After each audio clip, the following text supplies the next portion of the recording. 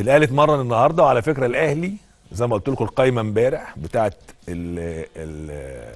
قائمه الاهلي في كاس العالم، ال 23 لعيب خلاص حسموا. خرج صلاح محسن وخرج احمد عبد القادر ومحمود متولي وكريم نيدفيد وكريستو وكل الناس دي.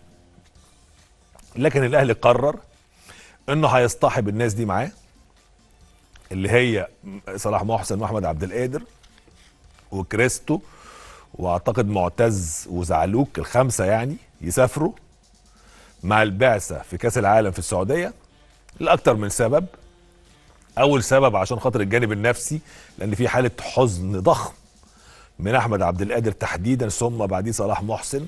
صلاح محسن كاتب على السوشيال ميديا وكاتب هنا وهنا، يعني عمال ايه، بيقول خواطر. واحمد عبد القادر متضايق جدا. انا كان في حاجه لصلاح محسن ما اعرفش كنت شفتها، ستوري لصلاح محسن اهو، بص: لا ياخذ الله منك شيئا الا عوضك خيرا منه، اذا الشيء من نصيبك عمره ما يكون لغيرك، الله يرتب كل شيء بالوقت الصحيح وبالمكان الصحيح، وهذه من نعم الله علينا. فده الستوري اللي عمله صلاح محسن. انا كلام لصلاح محسن تحديدا، خصوصا بعد الهش اللي عمله. يعني انت عملت هش لما جبت جون، تخيلت في دماغك انك بترد على الناس اللي بتنتقدك، والرد على الناس اللي بتنتقدك مش بجول انت جبته. على فكره صلاح محسن لعيب كويس ولعيب بيمتلك مهارات فيرود، يعني عنده تراي عالي، بيلعب بدماغه كويس جدا، بيلعب برجليه الاتنين، لعيب عنده رشاقه، عنده سرعه، هداف، بس ما عندوش حميه، ما عندوش يعني اصرار. ودي مشكله، لازم هو يعرف كده. يعني لازم يعرف خطأه فين، مش بالهش. يعني عمرك ما هتبقى لعيب كبير بالهش، هتبقى لعيب كبير بالاهداف وبالاستمراريه، ولا بالستوريز اللي على السوشيال ميديا، ولا الستوري ده هيخلي في تعاطف معاك، ولا استبعادك حتى من القائمه يخلي الناس تفرح فيك. لا، الجمهور بشكل عام عايز ايه من اللعيب؟ انه يدي كل اللي عنده ويطلع كل طاقته ويقدم في الملعب اللي يخلي الجمهور راضي.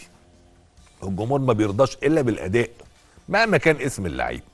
في لعيب هياخد الموقف ده، هو موقف صعب نفسيا قبل فنيا، في لعيب هياخده كحافز ليه انه يرجع، يبقى عنده اصرار انه يرجع. في لعيب تاني هيحبط ويقول لك انا عايز امشي. احمد عبد القادر بدا يمشي في السكه دي، بدا يقعد مع الكابتن خالد بيبو ويطلب: انا عايز امشي، انا في يناير وكيلي جايب لي عرض، انا هروح الخليج ان شاء الله اعاره، انا عايز امشي، مش هقدر، مش هكمل، مش هعمل، وقايمه وكاس العالم بلا بلا. احمد عبد القادر كده ما كانش يلعب اساسي، هو نفسه بيتاثر نفسيا. في الاخر ما يلومش الا نفسه. طب ما انت ممكن تروح اي نادي في السعوديه، في قطر، في الامارات، في اوروبا، في اي مكان في العالم، قعدت على الدكه ماتش اتنين تلاته، ما هو نفس الفكره. لازم تفرض نفسك على التشكيل الاساسي، زي ما كنت فارض نفسك في وقت من الاوقات ولعبت كاس عالم وجبت جوال. كاس العالم قدام الهلال جبت جوال، قدام فلامينجو جبت جوال وصنعته. كنت فارض نفسك على التشكيل. في لعيب ياخد الموضوع يأثر عليه ويخلص عليه، وفي لعيب ياخد الموضوع بإصرار. والكرة دايما في ملعب اللعيب.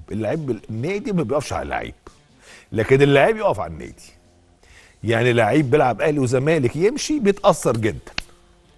والنماذج لو قعدنا نسرد نماذج نسرد 200 اسم، لكن بيفضل الاهلي ببطولاته وبنجومه وبجماهيريته، وبيفضل الزمالك ببطولاته ونجومه وجماهيره. فلا يلومن الا نفسه. كولر قاعد حاول يحل الموضوع معاهم ويقول لهم: انا اخترت اللعيبه اللي انا عايزها في المراكز اللي انا عايزها، ملهاش تقليل، لا دي فيها تقليل ولا فيها تزييد. يعني انت معناه انك لعيب قليل، ولا اللي اتاخد معناه انه لعيب اهم منك. لكن انا عندي مراكز محتاج سرد باكات اكتر فخدت، محتاج معرفش اكتر فخدت كده كده يعني. فالخمسه هياخدهم معاه. الجانب النفسي مهم. الحاجه التانيه، ممكن لعيب ينضم للقائمه في اخر 24 ساعه، لا قدر الله لعيب اتصاب، لعيب بتقبل الناس تحت ايديه وبيتمرنوا معاه وجاهزين، وارد. الحاجه الثالثه ان هم هيطلعوا المفترض من السعوديه للامارات عشان يستعدوا لكاس السوبر او دوري سوبر الابطال اللي هتلعب في الامارات ان شاء الله، واللي تذاكره اعلنت النهارده، هنتكلم عنها بعد شويه. السلام عليكم ورحمة الله وبركاته.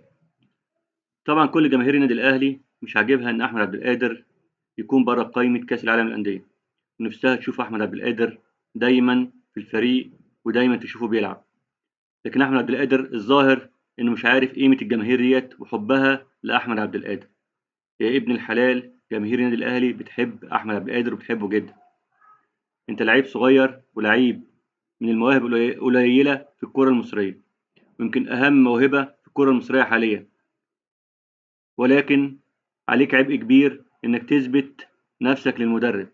تثبت له نفسك في إيه؟ فيما يخص الالتزام. الالتزام بتعليمات المدرب أهم حاجة تهم أي مدرب، ولازما تكون عارف مكانك. أنت لاعب كرة قدم، مش من حقك أبدا تجبر مدير فني أو الإدارة إن أنت تلعب بالعافية على زمايلك. تجبرهم إمتى؟ بأدائك في تدريبات والتزامك بتعليمات المدرب. كل جماهير النادي الأهلي مستنية من أحمد عبد القادر كتير، وهتزعل قوي كتير زي ما زعلت على صالح جمعة، وكانت متحملاه أكتر من سنة عشان خاطر نفسها وعندها أمل في صالح جمعة. وأنت حاليا على سكة صالح جمعة للأسف. صالح جمعة كان كل جماهير النادي الأهلي بتحبه حب مجنون، وكان نفسها تشوف فيه اللعيب السوبر اللي بيحقق أحلامها وطموحاتها، لأنه موهبة فطرية، موهبة جبارة. فده اللي موجود دائما عند أحمد عبد القادر، موهبة فطرية وموهبة جبارة، وللأسف مش قادر يستغلها بسبب سوء تصرفاته. سوء تصرفاته، ما بنقولش سوء تصرفاته أخلاقية، نقول سوء تصرفاته داخل الفريق. لكن بالنسبة لصلاح محسن، خد أكتر من فرصة مع النادي الأهلي، برغم إنه مهاجم زي ما قال شبانة، مهاجم في مواصفات كل المهاجم الكويسة، ولكنه الظاهر إنه لعيب كسلان ومش بيبذل أقصى جهده داخل أرض الملعب. فده مش هينفع معانا ومش نافع معانا، وكذا مرة جماهير الأهلي زامت عليه. نتمنى لأحمد عبد القادر تحديدا، يا ابني جماهير النادي الأهلي عايزاك وعايزاك في النادي الأهلي، ودي نعمة وميزة كبيرة أنت مش قادر تقدر قيمتها. لو خرجت من النادي الأهلي دلوقتي مش هترجع تاني للنادي الأهلي بالسوء السلوك دوت وسوء التصرفات دي. احذر ثم احذر ثم احذر. مستقبلك يا حبيبنا في النادي الأهلي غير أي حتة تانية خالص. كنت أهلاوي أصيل. إن كنت من عشاق الرياضة المصرية، لنا رأيك في التعليقات وادينا لايك واشتراك، والسلام عليكم ورحمة الله وبركاته.